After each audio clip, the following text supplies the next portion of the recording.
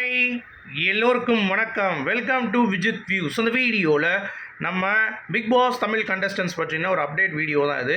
So வீடியோக்குள்ளே போகிறதுக்கு முன்னாடி நம்ம சேனலுக்கு நீங்கள் புதுசாக இருந்தீங்கன்னா கண்டிப்பாக சப்ஸ்கிரைப் பண்ணிக்கோங்க, வீடியோ மறக்காமல் லைக் பண்ணிக்கோங்க. இப்போ நம்ம பார்க்க போகிற டாபிக்ஸ் பற்றி டிஸ்கஸ் பண்ண போகிறோம், ஓகேங்களா? ஸோ முதல் டாப்பிக்கே வந்து பார்த்தீங்கன்னா பயங்கரமான ஒரு டாபிக் தான்.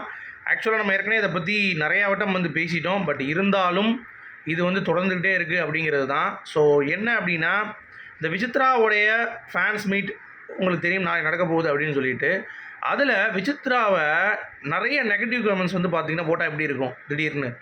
என்னடா இது, எப்பயுமே வெளியே இருந்து வர்றப்போ பயங்கர பாசிட்டிவ், மக்களுடைய மனதை கவர்ந்தாங்க அப்படின்ற மாதிரி இருந்தாங்க. பட் வெளியே வந்து செயற்கை சரியில்லை, வளர்ப்பு சரியில்லை, பர்சனல் லைஃப்பை பற்றி பேசுனது, இந்த மாதிரி ஏகப்பட்ட விஷயங்கள் வந்து வந்ததுனால விசித்ராவுக்கு அவ்வளோ ஹேட் வந்து பார்த்திங்கன்னா ட்ரான்ஸ்ஃபர் ஆகிருக்கு.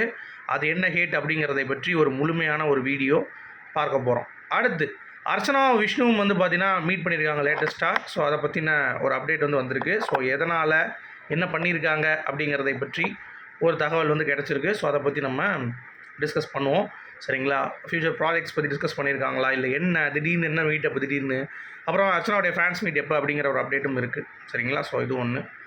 அடுத்து நல்ல பாசிட்டிவ் கமெண்ட்ஸ் வந்து இந்த கேங்குக்கு வந்து விழுது. தினேஷ், விஷ்ணு, மணி, அர்ச்சனா இந்த மாதிரி ஆட்களுக்கு என்ன தான் போட்டாலும் ஏன் நெகட்டிவ் கமெண்ட்ஸாக நிறைய பேருக்கு வந்து விழுது அப்படிங்கிறதையும் கிளாரிட்டி இந்த வீடியோவில் நான் வந்து கொடுக்குறேன், ஓகேங்களா? ஏன்னா நிறையா அப்டேட்ஸ் வந்து பேக் டு பேக் வந்துட்டுருக்கு. அதே மாதிரி ஐஷோவுக்கு முழுக்க கொஞ்சம் பாசிட்டிவாக மாற ஆரம்பிக்குது. ஏன்னா அவங்க ரீசெண்டாக ஒரு காலேஜ் போயிருக்காங்க, அதில் வந்த கமெண்ட்ஸு அதை பற்றி பார்க்குறோம். அடுத்து மணிச்சந்திரா இருக்கார்ல, அவர் சும்மா வேறு லெவலில் ஒரு வின்னிங் கேப்பபிலிட்டியாக இறங்கி எல்லா இடங்களிலும் வந்து பார்த்திங்கன்னா சுற்றக்கூடிய ஒரு ஆடாக திகழ்கிறார். அதுவும் அவருடைய வெற்றி அப்படிங்கிறது அவருக்கே வந்து இன்னும் நம்மளா அப்படின்ற மாதிரி ஒரு விஷயம் வந்து இருந்தாலும், இவ்வளோ சப்போர்ட்டா அப்படின்ற மாதிரி அவரே ஆச்சரியப்படுறதுக்கு நிறைய விஷயங்கள் வந்து நடந்திருக்கு. ஸோ அதை பற்றியும் வந்து டிஸ்கஸ் பண்ண போகிறோம். அடுத்து மக்கள் செல்லப்பிள்ளைன்னு ஒருத்தவங்களுக்குலாம் ஹேஷ்டேக் கொடுத்துருக்காங்க, அது யாருக்கிறதையும் பார்க்க போகிறோம். அடுத்து இந்த சரவணன் விக்ரம் இருக்கார்ல, அவர் வந்து ஒரு ஸ்டில் வந்து போட்டிருக்காரு. ஆளை பார்த்தா என்னடா பராமரிப்பு இல்லாத ஒருத்தனாக இருப்பான் போலையே அப்படின்ற மாதிரி ஒரு விஷயம் வந்து தோணுது. ஸோ நம்ம ஏற்கனவே சொன்ன மாதிரி அவங்களுடைய ஃபேமிலி விக்ரமை வந்து நோ இந்த மாதிரிலாம் நீ பண்ணிகிட்டு இருந்தேன்னா வேலைக்கு ஆகாதரா அப்படின்ற மாதிரி சொன்ன உடனே நாங்கள் எத்துறா அப்படின்ற மாதிரிலாம் வந்து போட்டு இப்போ பயங்கர ஆளே தெரியாத மாதிரி ஒரு காட்டுவாசி மாதிரி வந்து பார்த்திங்கன்னா மாறி இருக்காப்புல. ஸோ அது எப்படி என்ன ஆச்சு அவருக்கு, உண்மையிலேயே அவரோட பரிதாப நிலைக்கு என்ன காரணம் அப்படிங்கிறதை பற்றியும் வந்து கண்டிப்பாக வந்து பார்க்க போகிறோம். அடுத்து நிக்சன் நிறையா ரேப்பிங், நிறையா பாடல்கள் இந்த மாதிரி வந்து பாடினாலும் மக்கள் மத்தியில் வந்து பார்த்திங்கன்னா காரி துப்பிகிட்ருக்காங்க இன்னும் அப்படிங்கிறது தான். எதனால் நீ என்ன தான் போட்டாலும் சரி மக்கள் உன்னை வந்து மன்னிக்க மாட்டான் அப்படிங்கிறதுக்கு ஒரு உதாரணம் நடந்திருக்கு. அதை பற்றியும் வந்து பேச போகிறோம். அடுத்து கவர்ச்சி காட்டி நம்ம வந்து அடுத்து வாய்ப்பு வாங்கிடலாம் அப்படின்றதுக்காக ஒரு முடிவு எடுத்திருக்காங்க. யாருன்னு பார்த்தீங்கன்னா நம்ம பூர்ணிமாவும் ஜோவிகாவும். அவங்க என்ன பண்ணாங்க அப்படிங்கிறத பற்றி. என்னங்க ஹைலைட்ஸே இவ்வளோ தூரம் வருதுன்றீங்களா? ஆமாங்க, அவ்வளோ விஷயங்கள் வந்து இருக்குது அப்படிங்கிறது தான். இப்போ டக்குன்னு போயிடுவோம். ஸோ அர்ச்சனா விஷ்ணுவோடைய மீட்டப்பு ஒரு கேஷுவலான ஒரு மீட்டப் தான். அந்த டீம் வீக் வந்து சீக்கிரம் வந்து ஒரு மீட்டிங் வேணும் அப்படின்னு நம்ம அரேஞ்ச் பண்ணியிருந்தாங்க.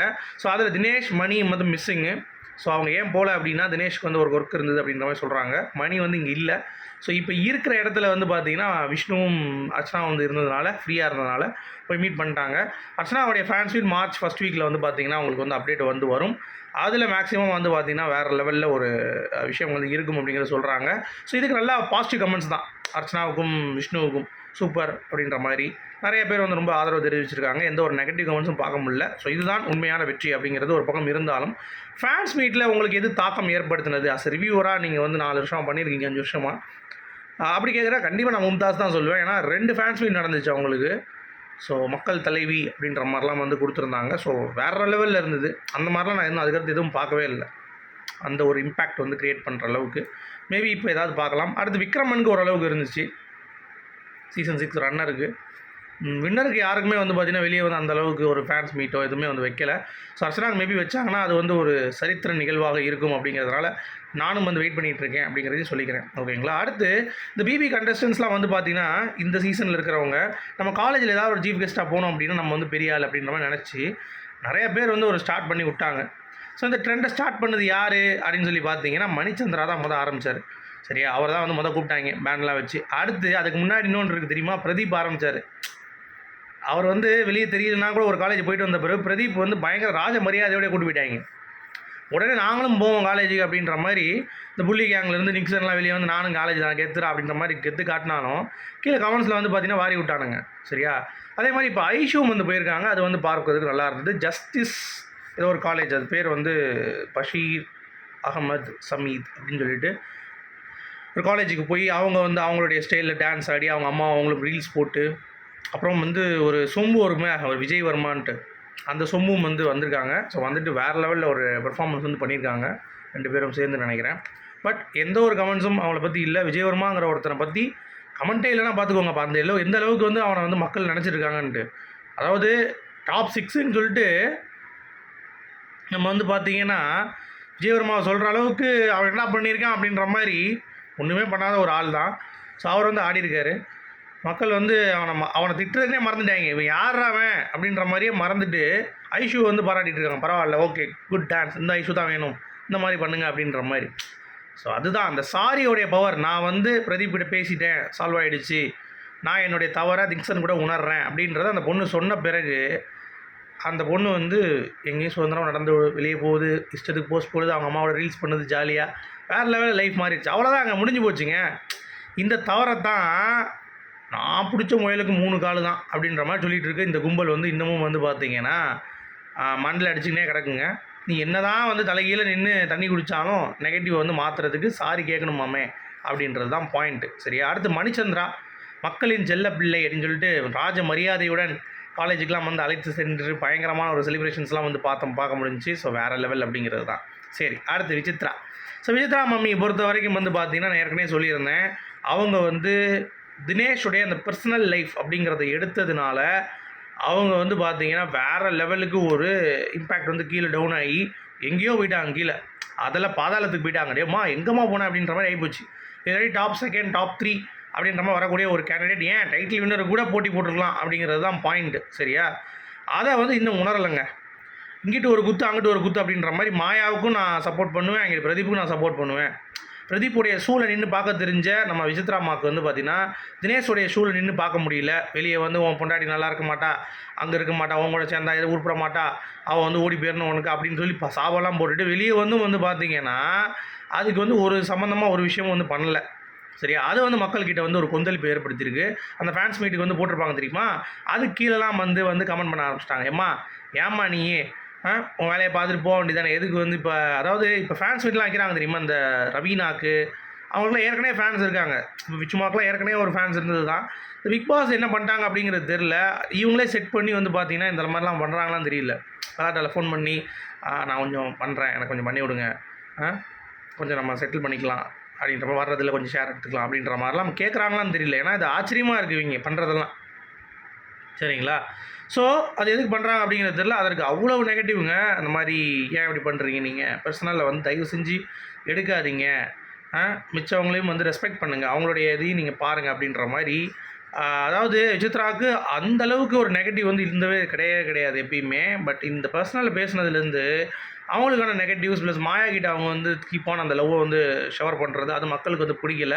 அட போமா டம்மி மம்மி, ஃபேக் மம்மி அப்படின்ற மாதிரிலாம் வந்து பார்த்திங்கன்னா விசித்ரா கிட்ட வந்து பேச ஆரம்பிச்சிட்டாங்க. ஸோ அவங்க அதை வந்து உணர மாதிரி தெரியல.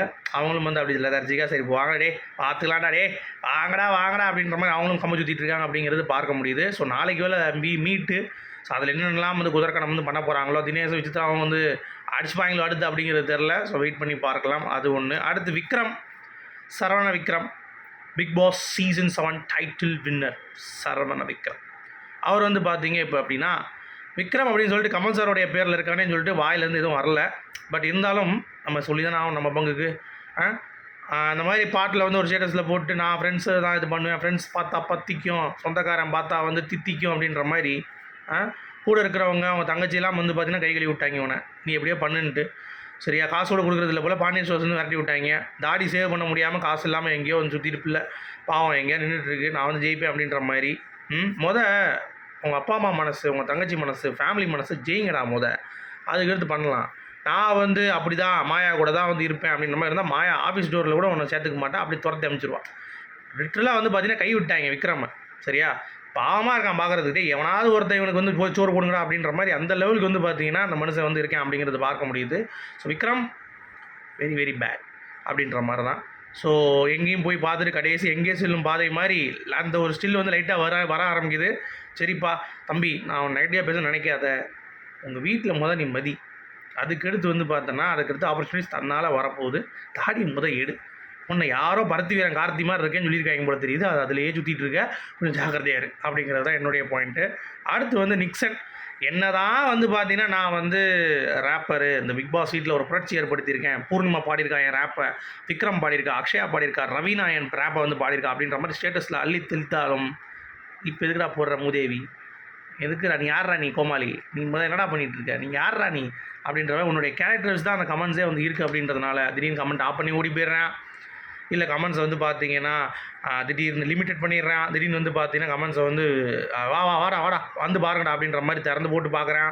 அவனை வச்சு ஏறுறாங்க அப்படிங்கிறது தான் பார்க்குறதுக்கு பாவமாக இருக்குது. மக்களை பார்த்து கொஞ்சம் மன்னிச்சு விடுங்க. இந்த விக்ரம், ஜோவிகா, பூர்ணிமா, மாயா, நிக்சன் இந்த மாதிரி இந்த 5 பேர்லையும் மன்னித்து அடுத்தடுத்த வாழ்க்கைக்கு அவங்க போகும்படி கொஞ்சம் அதெல்லாம் முடியாது மன்னிப்பு கேட்க சொல்கிறா அப்படின்ற மாதிரி நீங்கள் கேட்குறது எனக்கு புரியுது.